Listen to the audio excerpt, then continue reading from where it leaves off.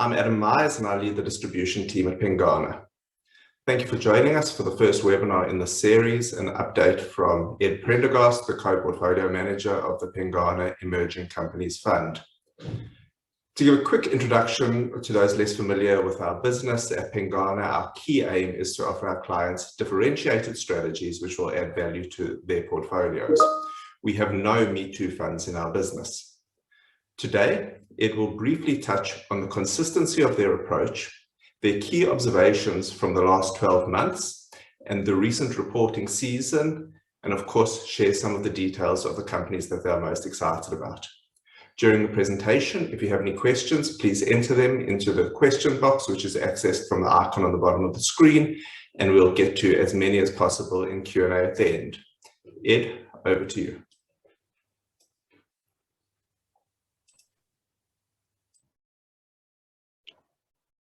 Thank you, Adam, and thank you to everyone who's on the screen today on the webinar. I appreciate your interest. It's been a little over a year since I last did one of these. It was March the 26th last year, which is 3 days after the lows in the market, and it's amazing how much the world has changed in that year. So what we'll do is, as Adam mentioned, I'm just going to open the presentation and share it with you. We'll just sort of we'll talk about how we experienced the sort of the chaos. There's really been 3 phases the last year. There was the chaos at the start, the pandemic, then there was the incredible stimulus that came about a month later, and that was both of those were world changing, definitely in a market sense. And then the vaccine developments, which started in November, again, 3 massively seismic changes in sort of the world, frankly, and investment markets. And we'll just sort of take you through how we sort of negotiated them, how we performed, and much more importantly, what we see happening from here. So quick sort of recap on our fund. Steve and I have been managing it for 16 years, and nothing's changed in the personnel. So it's he and I from day one. That's the team. Our relationship with Pengana, they're still our trusted 50% shareholder, and we have that's never changed. No, notwithstanding the fact that Pengana is a listed company, the relationship between us and them is as solid as it's ever been. And the way we invest has never changed. It's pretty conservative. We're not looking for too much flash, and nor ideally too much risk in the small cap sector, which can be full of both.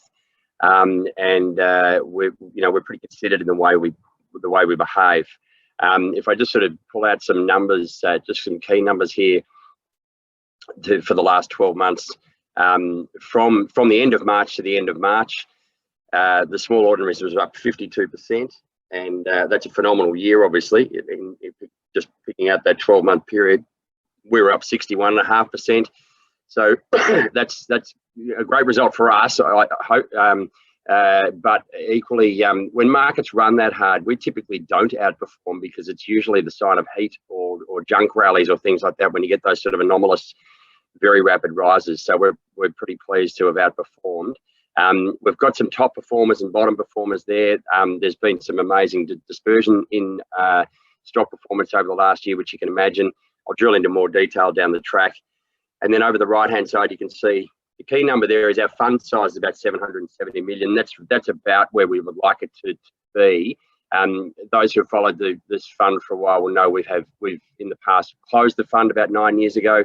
We've given back about 40% of the money over a 3-year period between 2015 and 2018. That was because the performance pulled it up to a size where it was approaching what we thought might start to get a little bit cumbersome, and we don't want to ever realise that when it's too late. But right now it's about the right size, so we're comfortable there. Here's the longer term trends of performance going way back to 2004. And there's kind of too many numbers there, I guess, but you can see there over that 1-year period, we were 9 and 12% above the small ordinaries and the small industrials, which in our world is given that we are fully invested at all points in time, we're not market timers. That's a reasonable result. And this slide here is just a slide. It shows you our relative performance every financial year over the 16-year journey compared to the small industrials. This is the extent to which we have outperformed our target market. And you can see that there's been 3 periods over the 16 where we have underperformed. Now, a fund like ours naturally will have some very good years and a couple of years you'd rather forget. but over the long term, you can see it's been pretty consistent. And only 3 out of 13 that we've fallen short of the market, which is good for long-term investors. So let's talk about. Let's take ourselves back first to this time last year when I was on the webinar. And I guess the message is at that point in time, remembering that the March market, literally what happened in a market sense is participants had their hands off the steering wheel. It was the middle of the night. It was raining, no wipers, no lights. Nobody knew anything solid as to how this would play out as it related to the pandemic, and then more importantly, markets. At that point in time, it also looked like there was going to be a credit crisis, which was thankfully averted, touch wood, by the extent to which governments reacted through monetary policy and fiscal stimulus, mainly monetary policy and QE. So basically, so the way we behaved through the first bit, so the shock, that massive disaster in March, we actually did underperform. And I wouldn't want to ever drill down into 1 month's performance ever with investors, but it's worth pulling that out because it was such a dramatic month. The market fell by 26%, or sorry, 23%. We were down 26%.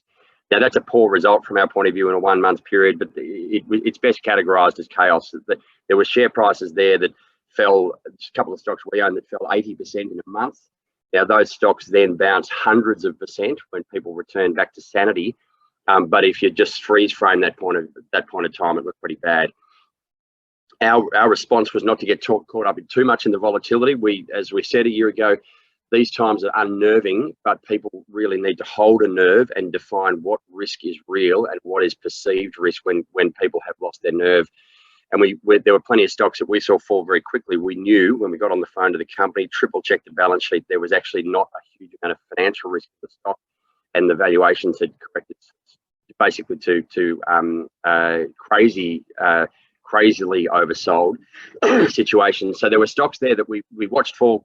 It was painful, but we knew that there was no way they were ultimately worth 2 or 3 times that. And conversely, we saw a few stocks that we understood, even though the share prices had fallen quickly, we understood that there was literally no operating earnings risk. We're all about what is the risk to the operating earnings of the company. The share price will do what it does over time, and if our assessment of the earnings is right, then that will drive the long-term performance. And what happened is no one was even thinking about that. So stocks like Cleanaway, for example, or Austbrokers, which are very stable businesses, fell 30% in a month. They shouldn't have, and we're able to take advantage of some of those really low-risk companies that were caught up in the distraction. So we skewed. In summary, what we did in March, we increased our cash weighting towards our limit of 10% because we wanted to be ready if there are other opportunities. And we saw that the chaos meant we just needed to be lower risk. We moved at the margin. We've always been heavily invested in fairly resilient businesses that don't rely on the health of the economy all day, every day. But at the margin, we skewed more towards them. And equally, a couple of the micro caps where, frankly, they were just not going to. The risk is that they went to zero. We did sell 2 or 3 of those. And then from there, we had a really quick change. So that was the first problem. The second change very quickly was the extent to which QE and the governments announced a reaction to repair or to head off a credit crisis. And so you can imagine daily, there's volatility everywhere. We corrected as much as we could and then understood the time would have to play out. When that announcement from the Fed on, I think it was a Thursday or Friday, that there is literally no bullet, they will never run out of bullets to fix this, we knew pretty quickly that the big danger here is when the Fed starts talking like that, you're crazy to fight against that and say, we better stay really conservative because we're not sure how this is going to play out. It moved from being a pandemic-driven market to a semi-socialist situation where the government effectively said, we are going to buy this market and flood it with limitless liquidity through the credit markets. And we've all seen what happened. That was the big catalyst for us to say very quickly, let's not be too conservative. Let's not sit and hide under a rock because these markets can run. And thankfully, we were able to skew back. And it comes back to that other point of there were quite a few stocks that, yes, they had some risk around the earnings, but it was quantifiable. And equally, if the situation turned out, a lot of stocks were priced 2 out of 10 situation. If the situation was a 5 out of 10, so still bad, the share prices could double and triple, and that's how chaotic and you know, frankly opportunistic the market was. So we did switch back in April, May, and then over the period, but you know, that's kind of marginal.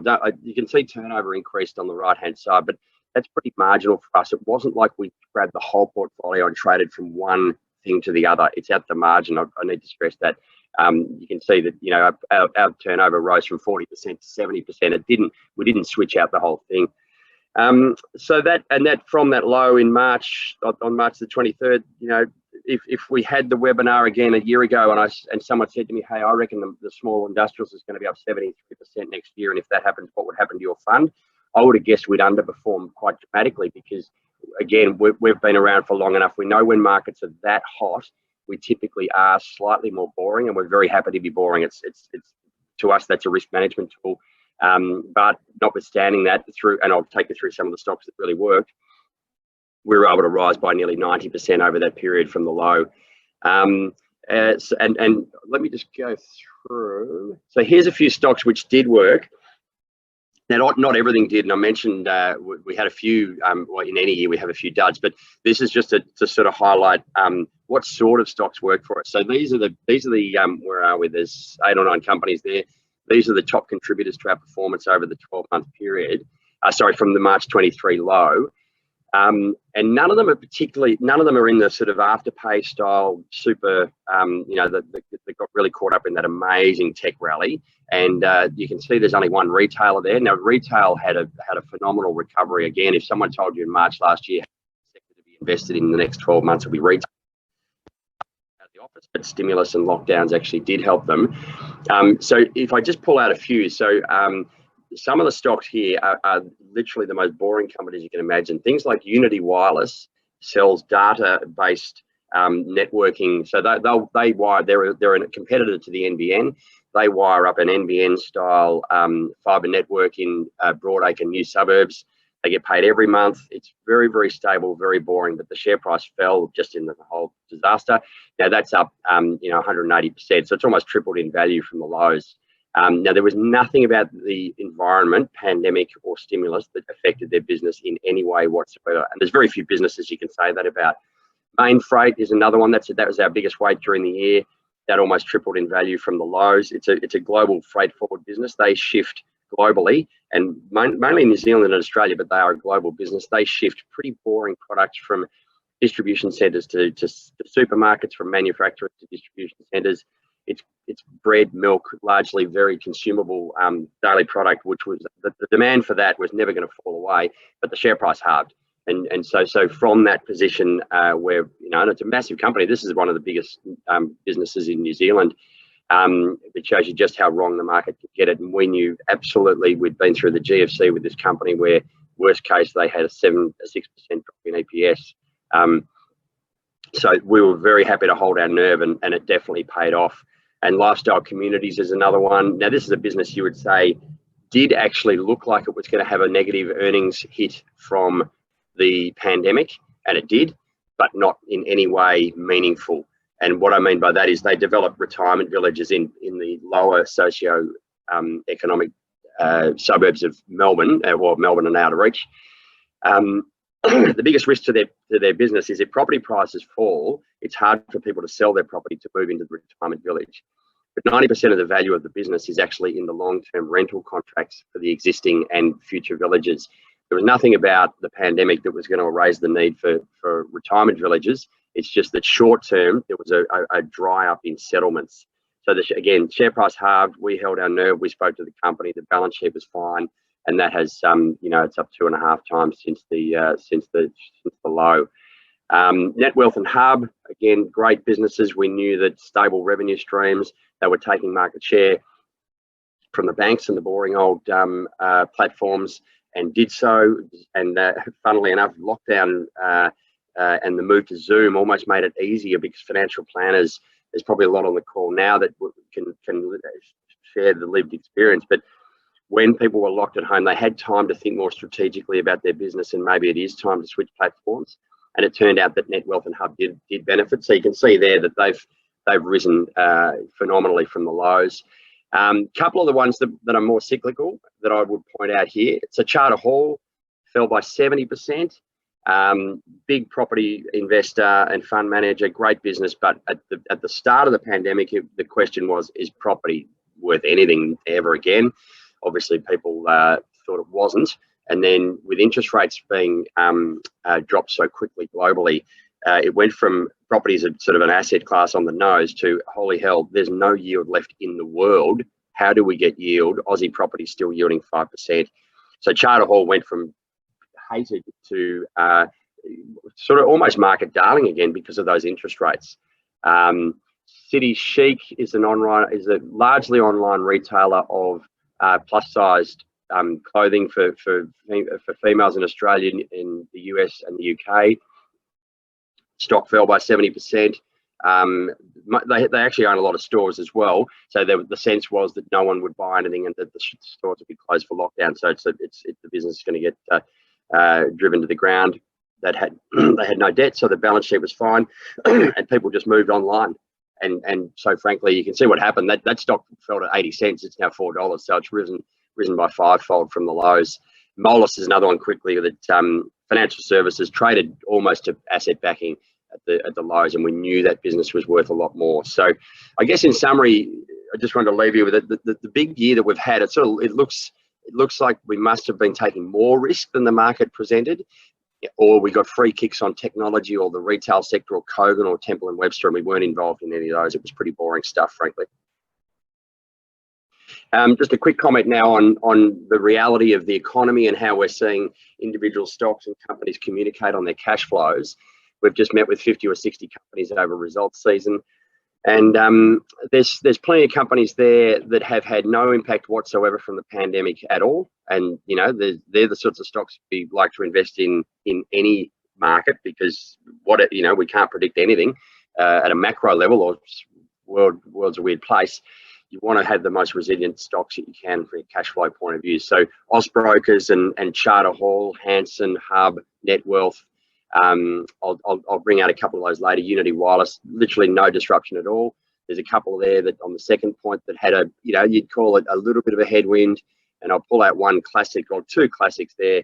IDX and PFP. I should have used company names, not codes, but IDX is an imaging company, so they do MRIs and X-rays. Now, in Australia, they did get hit in an earnings sense because lockdowns meant that people were less likely to visit doctors, and equally elective surgery was banned in Australia for a while. So knees, arthroscopes, all those sorts of things went out the window, and scan volumes fell. But we knew that there was no long-term removal of the need for MRIs. It was just a short-term thing. And PFP, that's Propel Funerals. This is the best example I can find. I've told my kids and my mum they're all shareholders in this industry, purely because it is the most stable industry you can find. It's the one that's it's got the guaranteed outcome for everyone. And I never thought I'd see a day where earnings were actually genuinely hit in the funeral industry, and it wasn't because people stopped dying. It was just because people couldn't have 100 plus at their funeral, and so the additional revenue fell. So but remember those share prices all fell a lot, and it's because everyone literally couldn't look past 2 weeks, and the important thing is to do so from our point of view. Mentioned there the retailers there's a few bullet points there on the retailers where we did miss most of that retail bounce, and it's because we just really didn't see that retail would, given what was going on, would perform as well as it did.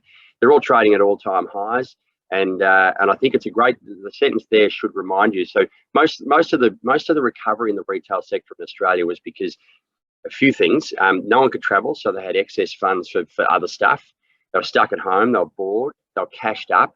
The ones that were on JobKeeper was kind of, subsidised cash, and sadly some of them withdrew their super for short-term spending patterns. People were on rent holidays, the companies themselves. So if you look at the major retailers, a lot of them were on rent holidays, and equally they weren't paying their interest.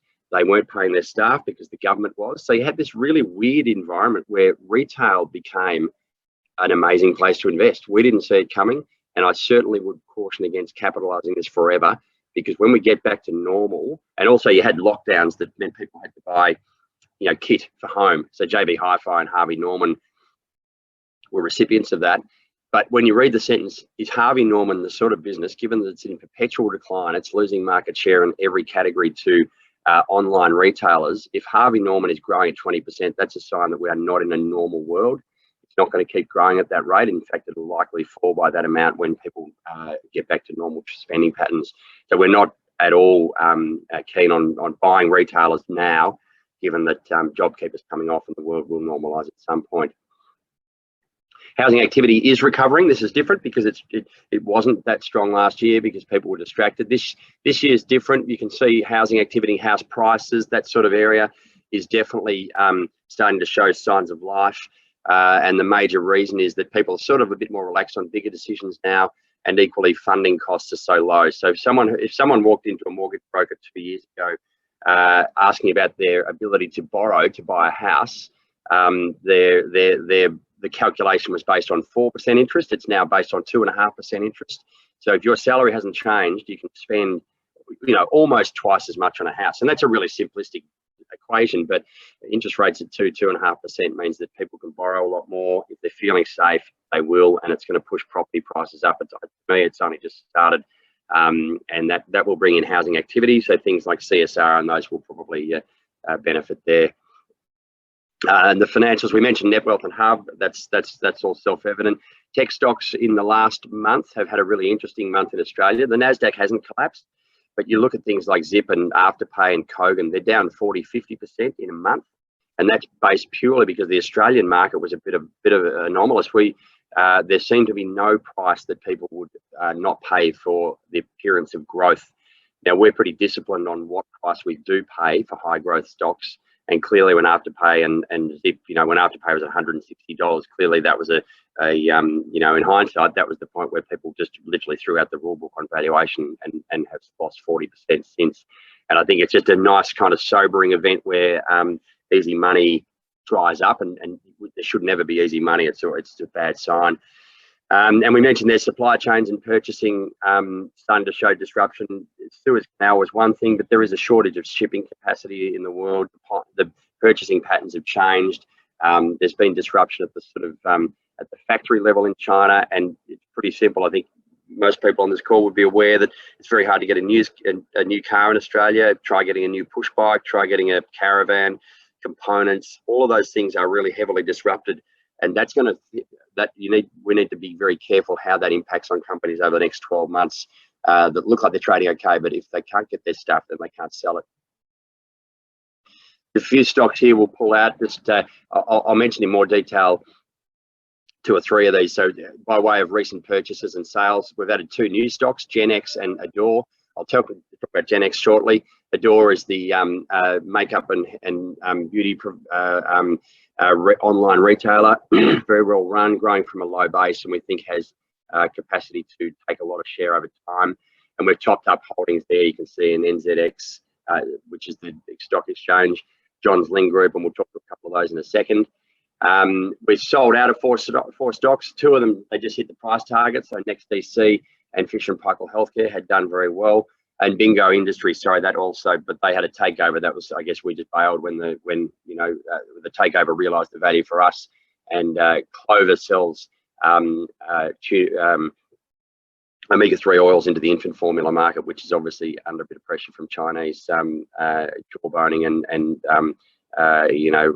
it's trade penalties against Australia.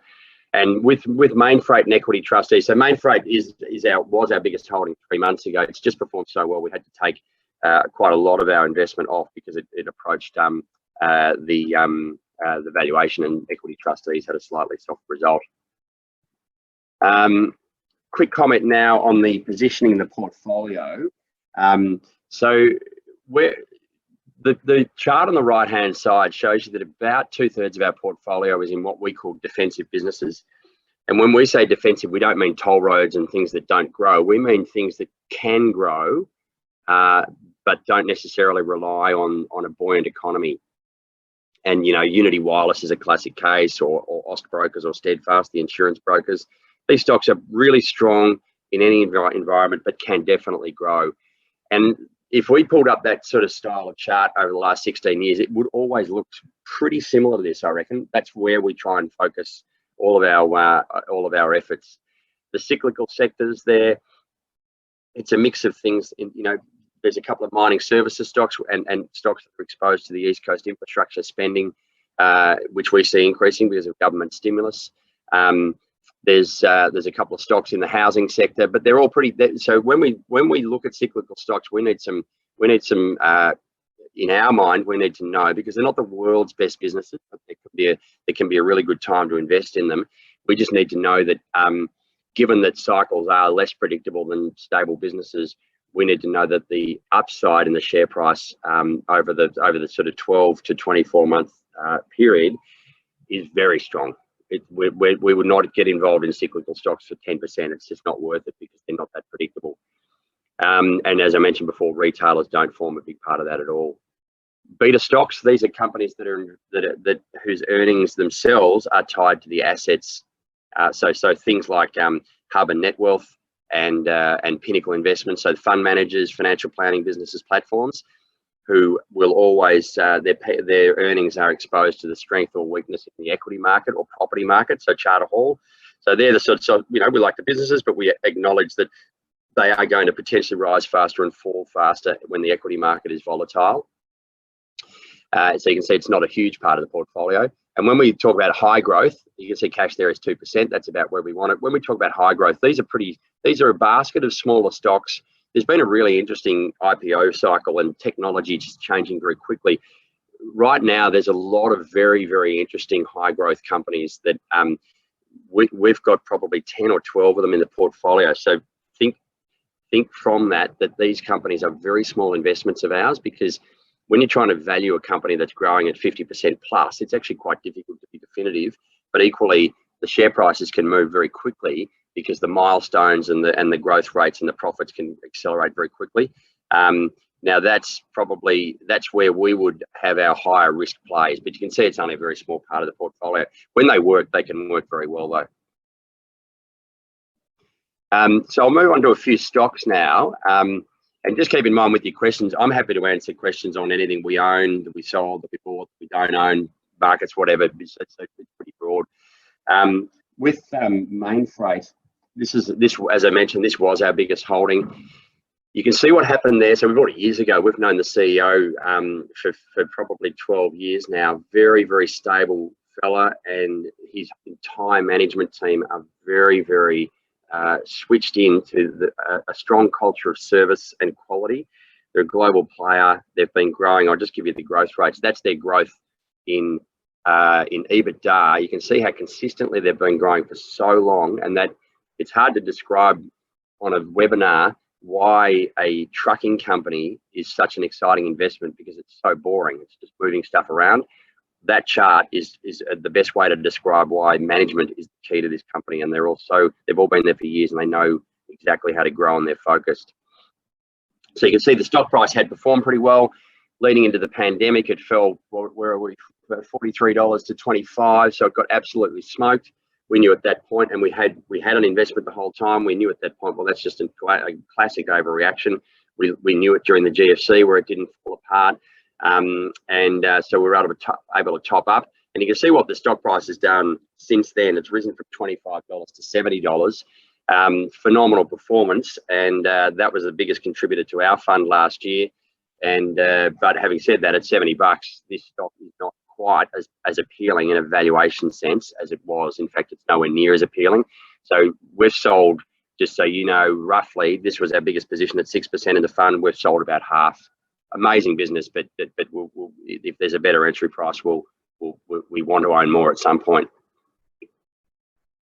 Unity Wireless, this is another sort of top 3 position of ours. You can see we bought it there where are we, about 2 years ago-ish. These guys, their core business, they merged with Opticom, which was a similar company which we had shares in as well. Amazing business. So it's largely data-driven, fiber-based, data-driven long-term contracted revenue. So these guys build networks, go and sign up customers to use those networks on a long-term basis. So the biggest division is if, let's say, there's a property developer building a new suburb out near the airport, and the property developer needs to put in their brochure that there's high-speed internet in order to sell the houses. they can choose. So there's only 2 network providers in Australia that are of any substance. It's either the NBN or Unity Wireless. And Unity Wireless has additional kind of capability, and not every property developer wants to deal with the NBN. So Unity has about 30% of the new suburbs. NBN has the balance. And the developers themselves pay for the actual cost of this pipe to go in the ground. Once you load it in and the people move into the houses, they start connecting to their broadband. They pay every month. And we've just think about how sturdy the demand for data is. It's rising so much because we're all glued to Netflix. But if you think about what sort of world you would have to paint for people to actually switch off their data, it's just not going to happen. It's probably the most bankable industry in the country now, given how addicted and how hooked into the internet we all are. So over a longer period of time, this company has sown in. This is the contracted value. You can see the pipeline that describes how many contracts they've signed to roll out the pipe. And then the next 2, the second one is the ports passed. That's the houses that are connected and available. And then the yellow bit is those that are activated. So as people move into the suburbs, and what will happen over time, that yellow bar will hit the blue bar. But also that's only out 3 years. If we look at this out to 10 or 20 years, we could see that this company could grow pretty consistently for a very, very long period of time. And valuations, in our view, are not stretched at all. So and management's a big part of this. So the CEO is the ex-CEO of and founder of M2 Communications stock, which was our single biggest positive contributor to performance in the first 10 years of our fund. A guy we know well, very capable, Vaughan Bowen. Where are we? So Genex Power. This is a very small investment of ours, but it's a good one to illustrate where we'll watch something that we think is too risky until there's a tipping point, and we'll potentially invest.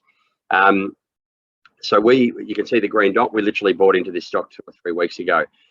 Quick description: they are a developer and owner of green energy plants. They've got 2 hydro plants, which are pretty small. The big one that they've been working on for, let me think, probably 5 or 6 years is bedding down a pumped hydro plant in northwest Queensland. And I'll show you how it works in a second. But actually, why don't I go to the chart first? This is a $900 million project. It's not currently running, but it will be in the next 12 to 18 months.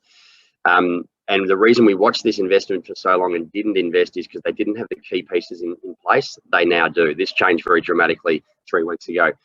Quick description of the process: it's an old mine, and this process has been used for decades. It's actually really boring. There's no tech involved at all. You've got a body of water and a lower body of water. You just drill a hole, put a turbine in the middle. The water falls in an orderly fashion through that turbine and generates electricity. There's no emissions. You can see on the bottom left there are solar panels. Somehow you've got to get the water back up to repeat the process every day. And the best way to do that is when the price of electricity is high, you let the water fall and you sell that into a very strong market, when we're all watching TV and using our air conditioners. And then when the price falls, when we're all asleep, the solar panels kick in and provide the power to pump the water back to the top and repeat for 80 years. This is, as I said, it's very old technology.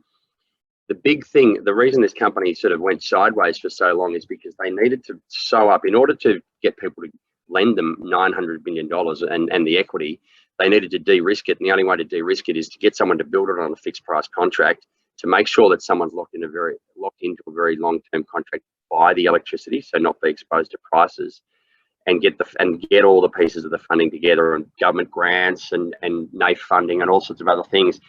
When they raised equity 3 weeks ago, that was the last piece of the pie, having got in everything else in line. And so we've met them a number of times. At that point, we knew, wow, this is now into production, and we think it's over the next, as it moves into actual production over the next 12-18 months, we think it's worth well north of 20 cents a share. In fact, potentially a lot more. So because this thing will generate 80 or $90 million of earnings per annum on very low risk. But it's a small investment, as we said, because we're moving into the next phase towards that visible and very bankable profitability. A couple other quick ones here. So John's Ling Group. This is another stock that had no impact at all from let me think. which one are we? The pandemic. So we bought it 2 years ago. These guys are the largest provider of trade-based services to businesses and households who have had insurance claims. So the simple story is you have a flood, your roof falls in, someone's got to come and repair it, do the plaster, do the paint. Now the insurance companies want you to have a good experience, so they want quality tradesmen to turn up, otherwise you'll switch insurers. These guys have got a very high quality based service, and you can see, so profits have been growing at 20% per annum. It's a pretty fragmented market. There's plenty of market share they can take. Management owns half of the company. They're very, very impressive the way they run it, and they're almost, oh, sorry, not almost obsessed. They are obsessed, and they also do a lot of cleanup after disasters. So you think the East Coast at the moment, that's providing plenty of insurance-based work that is a cherry on top, if you like. And again, through the pandemic, there was literally no interruption to their growth at all. It's a very stable business.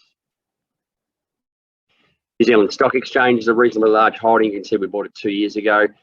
Just note on that chart that it went sideways for, what are we, 8 years. And that's because, and we watched it, it was just a bit of a boring old business, really. Great high quality monopoly stock exchange, everything you want to know, everything that we like in a business, except it didn't grow. And then new management came in and had a strategy to actually start to use technology to drive additional services through funds management. So they run ETFs, and through data analytics, and through increase.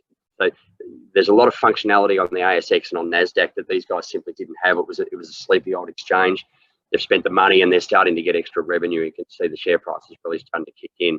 Now, some of that share price move in the last year is because volumes have risen because the market's so strong, but a lot of it is, in our view, and there's plenty potentially to come, is these additional services, and you know, monopolies don't come along too often, so it's a good quality based business. And Hanson, just the last one, it's a stock we've known for years. We have owned it in the past. There's probably a green and a red dot where we bought and sold it in the prior period back on that chart. Its growth slowed down. We hadn't invested for 2 or 3 years. We got back in late in 2019. These guys provide software, which is the billing service. It's the billing package for telcos and utilities. So just the simplest way to think about this is Telstra will have, I don't know, let's say 5 million customers. The most important part of Telstra's business, apart from providing the customers with the service, is making sure they get paid. And so the billing system is absolutely central to these companies with large amounts of customers. And when they use a software provider like Hanson that's been around for 40 years, they don't swap. The last thing they ever want to do is change billing systems, because if they did and it didn't work, they don't get paid. It's the central software package. So very high retention and not particularly exciting growth. They've been growing at sort of 5, maybe 10%. They did have a good year last year with 20% EPS growth, and again, no impact from the pandemic whatsoever. The customers need to have this software. The valuations are modest. And you can see now that the market in the last little while has kind of realised, wow, this is actually, it was actually dirt, it was dirt cheap, and it's growing. This is a quick chart showing its revenue growth. As I mentioned before, you can see it didn't really grow for that 5-year period on the left, where, you know, it was just kind of stagnant and a little bit boring. They have made a few acquisitions, and you can see the bubbles are the size of the acquisitions they've made, and they've been growing organically just a bit quicker. And bedding these acquisitions down very well, they take a low risk approach, and you can see a real acceleration in revenue, and they think there's more to come. So Charter Hall, we've already mentioned. The interest rates being where they are is the biggest stimulus for this company. There are question marks over long-term damage at the margin to office and retail property. And they're good questions, because I'm not sure everyone's going to go back to the office or everyone's going to go back to the shopping centre, excuse me. But frankly, when interest rates are this low, there's massive amounts of global portfolios that are sitting on absolutely no return whatsoever. And you know, you think about insurance companies, they have to, or superannuation funds or endowment funds, they have to grow their assets. They can't have zero growth in fixed interest cash. So Aussie property yields 4 or 5%, so there's good demand for the property, and Charter Hall can fund that with borrowing at sort of 2%, sometimes even lower. So there's that real gap. It's still strong, good demand for the product, and a very scalable business. The biggest caveat to all of that is if interest rates rise quickly, it's that's a big question, and we're going to have a probably it's probably more of a philosophical question, what's really going on globally with interest rates, because that could change and so we need to stand close to the door on these sorts of things and make sure we're adaptive if the world changes quickly. And I'm not just talking about a bond, you know, a 3-week bond route, because that's potentially noise. I'm talking about the situation where globally central banks have moved to I think it's an experiment, but I might be wrong, where interest rates are now 0, so people are just getting thrown money to take risk at whatever level they want, irrespective of the risk of inflation. Now that's, to me, got some issues with downstream risks. Right now, it may not be the time to be concerned, but I'm just stressing here with Charter Hall, we've got a large shareholding in it, but equally it is exposed to interest rates. We need to be aware of that risk and not blind to it. But having said that, if interest rates rise quickly, it's not just a Charter Hall problem, it's a big problem globally. So I'll leave you now. I'll leave the top 10 on the screen there, if in case it flushes out any ideas. I'll sort of hand over to questions now. We've got it's 20 minutes to 10. I'm around for as long as it takes. And Adam, maybe perhaps I'll get you to coordinate if there are any questions. Great, thanks.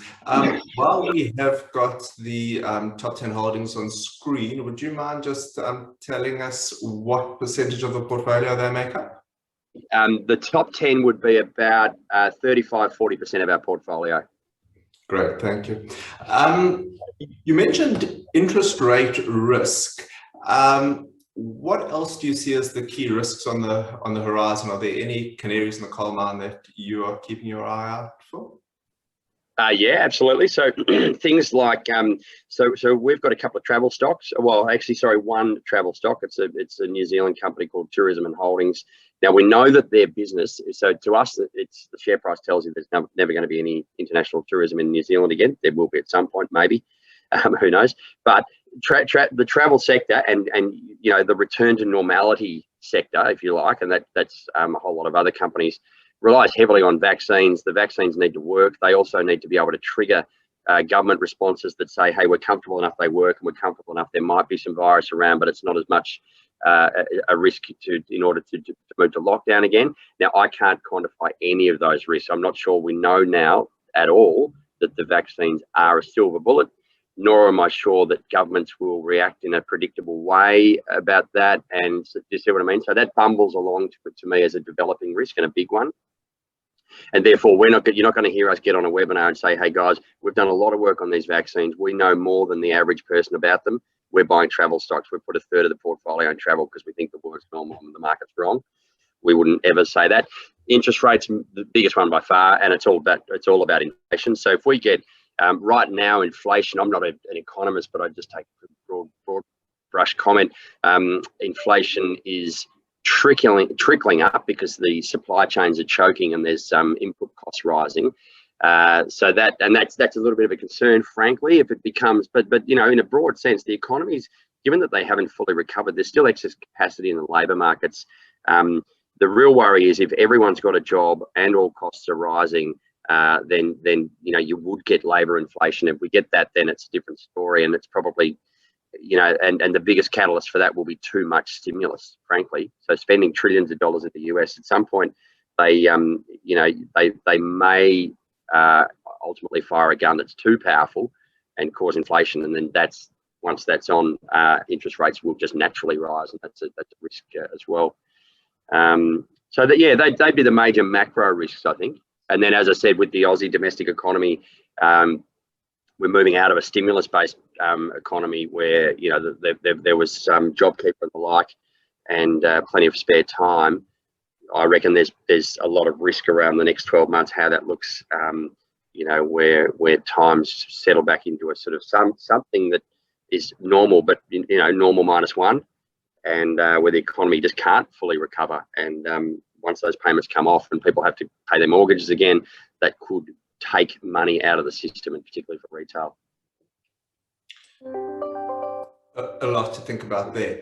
The investor who asked this question is delighted to see exposure to renewable energy in the portfolio and has asked if you could provide some more sort of detail about your views about the valuations and opportunities more broadly in the sector.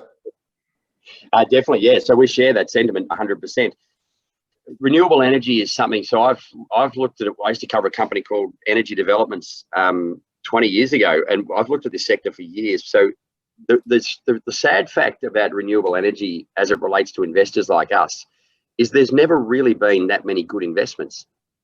So you've had two or three that so Pacific Hydro, I mean, these are sort of 15 years ago, kind of solid little electricity producers in green energy, and then but frankly, green energy in Australia has not ever become a legitimate something that we can get much exposure to, because what happens is the government, so wind farms become an investable asset, and then once they're structured properly, there's a good investment case and on a number of levels, but they rely very heavily on subsidies, and the subsidies keep changing. So we need certainty. It's a bit like investing in a farm, trying to quantify what was the good year. When governments change and the stimulus or the green credits, if you like, change, the economics of the wind farms, they can halve in value. They're a great idea, but if the stimulus packages change, then the economics disappear really quickly. So sadly, that has taken away, or that has increased risk dramatically in the sector. And the other thing is, again, it's a bit of, not so, it's just a bit disappointing, frankly, because it should be one of the biggest growth industries in the world. A lot of the newer technologies that's, so whether it be fuel cells years ago or batteries now, whatever it is, a lot of the way we could potentially invest in those sorts of companies are through businesses with technologies that are almost commercial, but they're not. And we're never going to invest in any sector that is almost commercial. We don't invest in biotechs. We don't take that risk, because if they don't succeed, you lose 100% of your money. And so GenX is literally the first one we've found for quite a while, and we've been personally barracking for it because it's such a good idea and financially so potentially rewarding. But GenX is the only one we found. There's actually not much available. Great, thank you. Next question, why PFP over Invacare? So PFP, so Invacare, the funeral sector's had a really interesting 5 or 10 years. It used to be, the funeral industry used to work simply. Someone would die, you'd go to church, the priest would say, use this provider that we've used for 80 years, and it was simple, most stable industry ever. About 5 or 10 years ago, people with online and people just got a little bit smarter about choosing outside of the church who they would use for their funeral. And most of the old businesses, Invacare owns largely old style funeral houses, and it's a bit of a grandma business. And I've got to be careful how insensitive I sound here, but it's very much grandma, iced Vovo kind of version of the service. The funeral, and I can talk through personal experience from friends' parents who have died in the last couple of years. The funeral industry's changed a lot. If you go to a funeral now, it feels less religious in a lot of cases. There's a lot of photos, there's slideshows, there's sort of anecdotal celebration stories. It's not just a big religious, a more dour religious experience. So the industry has changed quickly. A lot of funeral homes are still running the very old school way, and they're losing market share to these newer style funeral homes. And it's not particularly flashy. It's just a coat of paint and simple stuff. So Invacare's had to spend $200 million on its existing business just to stand still. Propel Funerals owns a lot of the newer style businesses, so it's far less exposed to that that kind of, the younger purchaser these days, even with funerals, is much more discerning than we ever were a generation ago. Great, thank you. Next question, can you explain your reasoning on NZX? Yep, so if we can go back to that chart, Adam, oh no, hang on, I can do it here. I'll just take it back. So NZX, we mentioned before, so it's a monopoly provider, but monopolies are, there's not enough of them, frankly, we'd love more. You have that kind of stable, there's no alternative for stockbrokers in New Zealand to source the, to source the service. So classic monopoly, but monopoly with very poor, well, just sleepy technology that didn't really engage. And so there's always, you know, if you never, you know, we've never had a legitimate competitor for the Australian stock exchange, but you know that if they don't spend the money, that someone else will come in and just edge in, and they could lose a monopoly status. And New Zealand was the same. So the new management team that came in, I think about 4 years ago, knew that and thought we really need to spend on technology and bring. So they sat down with NASDAQ, frankly, and just said, what do you guys do? How do you get all this service to make sure that no one can go around the edge and use a more tech savvy alternative? And that's what they dramatically increased their spend on technology. So simple things like, in Australia, you can do hidden bids, you can do midpoint crossings, little sort of things that brokers like to do because they get more volume. In New Zealand, that's only starting to come in now. And so a lot of the volume in the New Zealand market actually happens around the stock exchange, between brokers on their own networks. It's not what they want to do, it's just that they couldn't do it with NZX. And now those services are coming through. So boring, stable, no growth becomes boring, stable, with actually not with a bit of a growth kicker here, and barriers to entry increasing. So yeah, it's really starting. You can see in the share price, it's now, the market's starting to price that in. It was always priced as just a sleepy, dull the ASX. And Ed, can you talk a little bit more about your approach to portfolio construction? You typically hold around 60 stocks. Have you considered a more concentrated approach? Why the greater breadth? Yep. So the breadth shrank a bit at the start of the pandemic, and that was just, I guess, a thought we had was, given that the risks in the world were so high and we really didn't know much at all, then each individual stock risk was higher as well. Sorry, it went the other way. What I meant to say is we owned a smaller portion of each company and spread the risk further just to dissipate that individual risk. But, you know, we feel like I don't want to say the world's normal, because it's not, but it hasn't been normal for probably 12 years. We've still got to make we're paid to invest. So as ourselves, we've roughly got 60, 65 stocks. We're kind of comfortable with that. And the way we think about it really simply is the top 10 holdings, they're the things we love the most. And the biggest holding we would have is about 6% of the fund. So think of the top 10 holdings, they are between 6 and 2% each of the fund. And then you tail down to another, another probably 40 or 40 stocks that are, you know, in the 1s and 2% of the fund. They're things we kind of like, and, you know, we've got good conviction, but, you know, they're not the top bankable ones. And then there'll be another 10 stocks roughly that are about 0.5% of the fund. So I think we're not really putting in big bets on those sorts of things. If they work, they'll work very well. We want to know they can double and triple, but equally each one of them is higher risk. They're less liquid. They're harder to sell out of if we wanted to change our mind. So you've got to imagine that it's not just 60 things at the same investment. The ones we like, we invest a hell of a lot in. The ones we, you know, see real zing, but real risk, we put much smaller bets on. And that hasn't changed, by the way. That's been the same for since day dot. A couple of questions now about Charter Hall. Firstly, when it dipped during the pandemic, did you top up? And secondly, is interest rate the only risk that you see for this company, or are there other risks as well that you're concerned about? Yeah, so we did top up, and there was a pretty nervous time because we had to make sure they weren't going to go broke, or their individual funds weren't going to go broke, because at that point we were staring into a potential credit crisis. So it wasn't without risk, but equally the valuation just got so bearish that was the time to make sure we maintained and increased our investment after that collapse.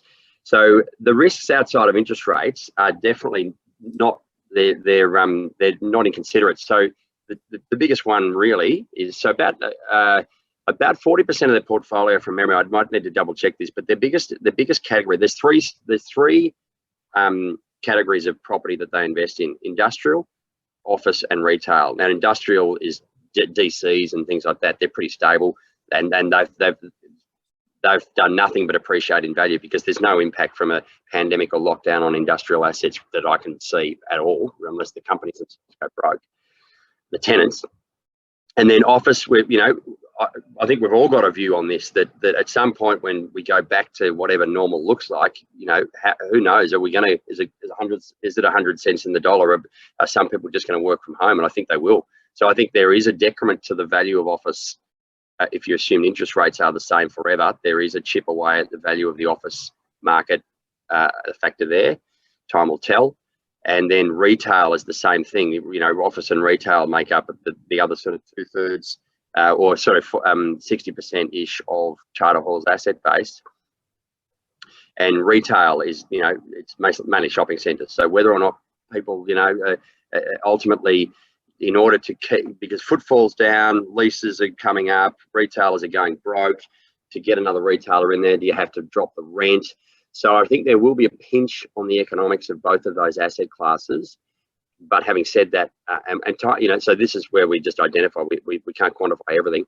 But I think at this stage, the underpinning driver, being interest rates, is so strong that it negates those risks. And, you know, these are things we need to watch carefully. Nothing's set in stone. So that's what we would highlight as the two other big risks for Charter Hall. Great. Unfortunately, we haven't got through all the questions. So if we haven't answered your question yet, we will respond to you directly. One point I would like to make briefly is we obviously haven't done a good enough job communicating to the clients. So apologies to the person who asked this question about the fund remaining closed. We have relaxed those constraints on the fund. We haven't gone out very broadly and made huge fanfare about it, but the fund is once again open to you know, new investors. So please make use of the fund if you are interested in it, and apologies if our communication hasn't been good enough there. For the rest of you, we will respond to your questions directly. Thank you very much for joining us for this update today. We've obviously enjoyed a very strong period of performance, and I think it is significant that most of the successes were from pretty stable companies without too much exposure to tech or retail, and definitely we have maintained our valuation discipline. Our next webinar in the series is next Tuesday, the 20th, with Red Kessler, who manages our Australian Equities Fund. For those of you who haven't registered, please do so on our website, pengana.com. And if you have any other questions, please get in touch. We'd love to hear from you. Thanks very much. Thank you very much for your time. Appreciate it.